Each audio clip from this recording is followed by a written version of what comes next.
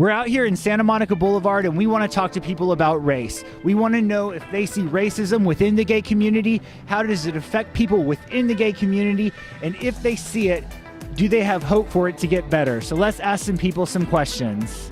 So we're out here asking people if they see racism within the gay community. Yeah, actually I do. Where do you see it?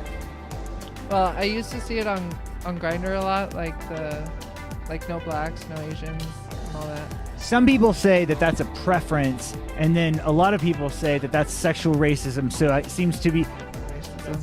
Yeah. I wanted to know if you think that there's racism within the gay community. I've never experienced it before, so I'm sure there is, but I don't think so. I don't think I personally have, no. I would say yes. Where have you seen it? DC and Baltimore, where we're from. Like on dating apps or just the way people treat people? Where could you give a kind of an example? Probably on the dating apps is where it starts, and then it spreads out through the communities. Do you experience or do you see racism within the gay community? Well, I don't experience racism myself, but I do have friends that have been discriminated based on color, gender, and sexual preference. Where do you think that like the hot spot is for racism? I mean, racism is everywhere in the world, but currently in the gay community, I find it to be that they're not hiring people of color, for example, to do security or be bartenders, unless you fit a particular look or lifestyle that is accustomed to most of the white American gays. How about that? So you think it's easier for someone who maybe like looks more white than it is for someone who's darker? Is that what you mean by that? Yes, that's one way to look at it. But second, if you're an attractive person of color, you do not experience the levels of racism to a degree. And if you have an education, finances, I mean, there's certain things that takes you out of a category. I haven't experienced racism on my own accord, but I do think that, like, the gay community reflects like the broader fabric of America. Like there's definitely colorism, there's definitely preferences for certain standards of beauty. I also think that because most people in the gay community are liberal, they tend to take for granted some of like the social biases that they might have about color and about race and preference, and may not confront that a little bit more head on. So some of the stuff might be a little bit more unconscious in the way they act about it. Mainly apps. So some people say that when it says no blacks, no Hispanics, no whatever, that's just a preference, and then other people say that's sexual racism. So you think that is sexual racism? No, I don't. I mean, everybody has their own preference.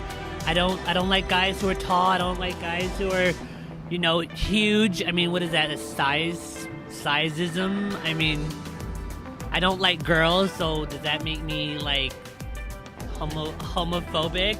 I mean, so yeah, no, it's just a preference. I mean, it's the way you go about like posting it that makes it just wrong. You can just say not a match. It's easy. Yeah, so you're saying you can have your preference, but just don't be absurd about it. Exactly. When you think of the Black Lives Matter movement, do you think of that movement as being gay friendly and gay inclusive?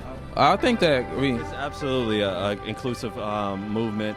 Actually, the founder is a black gay man and has gotten some flack for being a black gay man, but he has been a great leader for the movement. And actually, 3 of the founders actually lesbian women as well. So it's definitely inclusive movement for sure. If you were going to grade the United States on how it handles racial issues and racial equality, what grade would you give the United States? I would give them a C. A D minus. A D minus. Probably a D. I would say that even after all that's been done, we still are about a D. Like, we're not competent when it comes to racial equality yet. No way. Do you guys follow football? No. But do you know who Colin Kaepernick is, the quarterback for the San Francisco 49ers?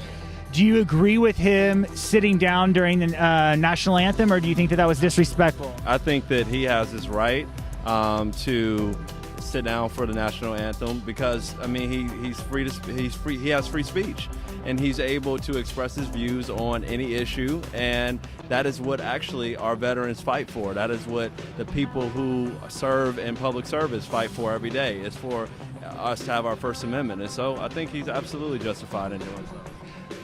And I was wondering, as an outsider, do you think that that is an effective way to protest? If you were in your own country, if someone sat down during your national anthem, would that be something that you would say is okay, or would that be something that would be offensive to you? So I was at the Dodgers game last Thursday, and culturally it was interesting to me because when somebody was singing the anthem at the beginning, everyone was standing up, and lots of people had their hand on their heart.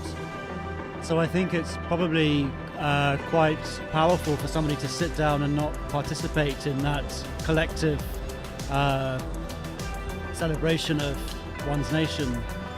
I don't think it's offensive at all. Do you think that there is hope that it could get better? There's always hope, but I don't see it anytime soon. So you guys have hope for the future as far as how we're all going to get along and how we're all going to treat each other? I'm optimistic. I mean, we have our Constitution, our Declaration of Independence has always moved towards being more inclusive and expanding opportunity and rights for other people. And so I'm optimistic that when we face tough times, America will always go back to those things and challenge itself to move forward in a more positive, inclusive direction. Do you have hope that our country will kind of bridge our racial divide? Hopefully, yeah, because we already have a black president, so eventually. It seems like most of the people we spoke to do believe there's racism within the gay community, but at the same time, they think that it may be getting better and there's hope for the future. I'm Robert Williams for the Pride LA.